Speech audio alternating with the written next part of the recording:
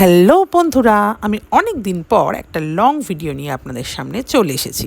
বুঝতেই পারছেন দুর্গাপুজোর ভিডিও। হ্যাঁ, এটা হচ্ছে ষষ্ঠীর সকালবেলা, ভোরবেলা আমরা বেশ একটু সেজে গুজে বেরিয়ে পড়েছিলাম ঘুরতে। ঠাকুর দেখা, গল্প করা, চা খাওয়া, একটু ঘোরা, ছবি তোলা, অনেক কিছু সঙ্গে করে মনের আনন্দে আমরা সকালবেলা বেরিয়ে পড়েছিলাম। দেখুন রাস্তাঘাট একদম ফাঁকা। এটা 420 মোড়, শান্তিভারতীর লাইট জ্বলছে। প্রথমেই পণ্ডব দর্শন হলো শান্তিভারতীর। ঠাকুর সবাই দেখেছেন, আমার ভিডিও যারা দেখেন তারা হয়তো আমার থেকে বেশি ঠাকুর দেখেছেন, কিন্তু সেটা নয়, এটা হচ্ছে আমরা কিভাবে কিছুক্ষণ কাটিয়েছিলাম সেইটাই আপনাদের সামনে আমার তুলে ধরা। আশা করি আপনাদের ভিডিওটা ভালো লাগবে, পুরো ভিডিওটা দেখবেন।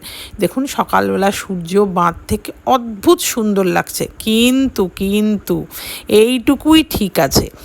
এরপরে এমন গরম হলো যে আমরা বেশিক্ষণ ঘোরাফেরা করতে পারিনি। তবে হ্যাঁ, যতটুকু সময় কাটিয়েছিলাম ভীষণ ভালো সময় কাটিয়েছিলাম। গত 4-5 বছর থেকে আমরা এই ষষ্ঠীর দিন সকালবেলাটা একটু অন্যরকম কাটাই। দেখুন গল্প, আড্ডা, চা, অনেক কিছু থাকে সঙ্গে। মানে কি বলুন তো, যাতে পুজোটার শুরুটা খুব ভালো করে হয় তারই চেষ্টা করি। তবে হ্যাঁ, প্রত্যেকবারই খুব সুন্দরই কাটে, তেমনই এইবারও তার ব্যতিক্রম নয়। সকালবেলা বাঁধে পৌঁছে গেলাম, প্রচুর লোক হাঁটাহাঁটি করছিল, ঠাকুর দেখছিল। ওখানকার ঠাকুর দর্শন করলাম, ভীষণ সুন্দর ঠাকুরটা হয়েছিল, বেশ একটা কার্টুন থিমে ছিল। ভালো লেগেছে, খারাপ না। বাচ্চাদের তো আরও ভালো লাগবে। তবে ঠাকুর দেখানো আপনাদেরকে মেন উদ্দেশ্য নয়। আমার মেন উদ্দেশ্য ওই যে বললাম আমরা কিভাবে সময়টা কাটিয়েছিলাম সেটাই আপনাদের সামনে তুলে ধরা। দেখুন ঠাকুরটা দেখুন, এটা হচ্ছে বাঁধের ঠাকুর, সবাই দেখেছেন। এতদিন পর ঠাকুর দেখাচ্ছি, সবাই বিরক্তই হবেন, কিন্তু না, ওই যে পুজো বারবার যখনই মনে হয় যে পুজো চলে এসছে, নানান জিনিস, তার মধ্যে ঠাকুর তো দেখতেই হবে। এরপরে আমরা চলে গিয়েছিলাম সোজা জহরতলা। একদম ফাঁকা থাকে আর ভীষণ সুন্দর লাগে। গিয়েই তো আগে ফটোশ্যুট হয়ে গেল। দেখতেই পাচ্ছেন আমাদের এক একজন এক এক রকম পোজ দিচ্ছে, ছবি তুলছে। খুব সুন্দর রিল করেছি আমি। একটা রিল এতদিনে ছেড়েও দিয়েছি, অনেক ভিউ এসছে, ভালো লাগে বেশ, আপনারা কমেন্ট করেন। আর দেখলাম জহরতলা আমি যাইনি 2-3 বছর থেকে। জহরতলা যখন পুজো হয় বৈশাখ মাসে, তখন আমাদের যাওয়া হয়নি কোনো না কোনো কারণে। দেখলাম অনেক কিছু বসার জায়গাগুলো খুব সুন্দর করা হয়েছে। এরপরে চলে গেছিলাম আমরা, এর আগের বারও গিয়েছিলাম। জহরতলা থেকে আসার সময় একটা বাগানে একটা মন্দির পড়ে, অসাধারণ অ্যাস্থেটিক জায়গা, একদম ভীষণ, মানে কেউ যদি ভাবেন যে একদম অন্যরকম ফটোশ্যুট করব একটা নির্জন জায়গাতে, অন্য থিমে, অন্যভাবে, এই জায়গাটা তার জন্য পারফেক্ট। আর এত সুন্দর, আপনার শিকড়গুলো দেখুন, মন্দিরটাকে ছুঁয়ে রয়েছে চারিদিক থেকে শিকড়গুলো, না পুরো মন্দিরটাকে ঢেকে আছে। এবার কিসের মন্দির ছিল, কি তার হিস্ট্রি আমি সত্যিই জানি না। কেউ যদি জানেন আমাকে কমেন্টে অবশ্যই বলবেন। আপনারা জিনিসটাকে উপভোগ করুন। তার মাঝখানে বলে রাখি, আমার পেজটি এবং আমার চ্যানেলটি ফলো করবেন, আহারে বাহারে পরিণীতা।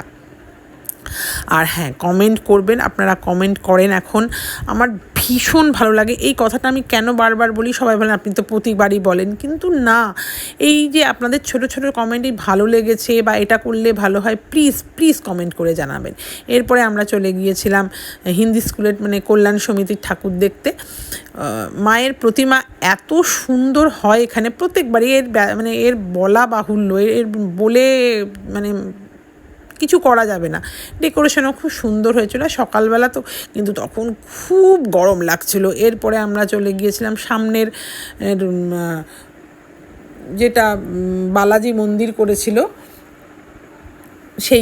সেইখানকার ঠাকুর করতে খুব সুন্দর লেগেছে। ছোট্ট প্রতিমাটা যে এত সুন্দর হতে পারে, দেখুন মা ষষ্ঠীর পুজো, মানে ষষ্ঠী পুজো আরম্ভ হচ্ছে, আর সেই সময় আমরা গিয়ে পৌঁছেছিলাম। কিছুক্ষণ পুজোর জোগাড় দেখলাম, এরপরে চলে গিয়েছিলাম কালীতলার ঠাকুর দেখতে। এই ঠাকুরটাও ভীষণ সুন্দর হয়েছে। বেশ কয়েকটা ঠাকুর দেখে আমরা বাড়ি ফিরলাম। তবে হ্যাঁ, শুধু যে বাড়ি ফিরেছি তা না, কাজকর্ম দেখুন, আমরা গৃহিণীরও একটা সিম্বল আপনারা দেখতে পাবেন। আমরা সবজি কিনে নিয়ে গিয়েছি। দেখুন আমরা রাস্তায় সবজি পেয়েছি, শাক, বাঁধাকপি, গিয়ে যে রান্নাবান্না করতে হবে তার প্রিপারেশন হয়। যে মোমো কিনেছে, আমিও কিনেছি। কিছুক্ষণ এই মণ্ডপটা একদম ফাঁকা ছিল, কালীতলার মন্দিরটা, সেখানে কিছুক্ষণ বসে আবার আমরা চলে গিয়েছিলাম। এটা হয়তো কুটিটলার ঠাকুরটা, ঠিক আছে, এটা আমার খুব একটা আকর্ষণ লাগেনি, কিন্তু মা যেখানে রয়েছে সেটা তো খারাপ বলা চলে না। মা যেখানে বিরাজ করছে, যেই মণ্ডপে মা রয়েছে সেই 4 দিন, আমার মনে হয় সেটা যেমনই হোক, কিন্তু আমার মনে হয় সবসময় মা আনন্দকে নিয়ে আসে, অনেক কিছু বহন করে নিয়েছে, সেখানে আনন্দটাকেই ধরে রাখা উচিত। জানি সমাজের একটা অন্ধকার দিক, একটা আলোর দিক সবসময় থাকে, কিন্তু আমি চাই এই 4 দিন মানুষ একটু ভালো করে থাকুক। যাইগে সেই বিতর্কে আমি আর যাব না। মাঝখানে এটা বিএস রোডের ঠাকুরটা, ওহ কী অসাধারণ লাগছিল দেখতে, কিন্তু এই মাঝখানের পিলারগুলো একটু হয়ে গেছিলো। এখানেই শেষ করব। Good night.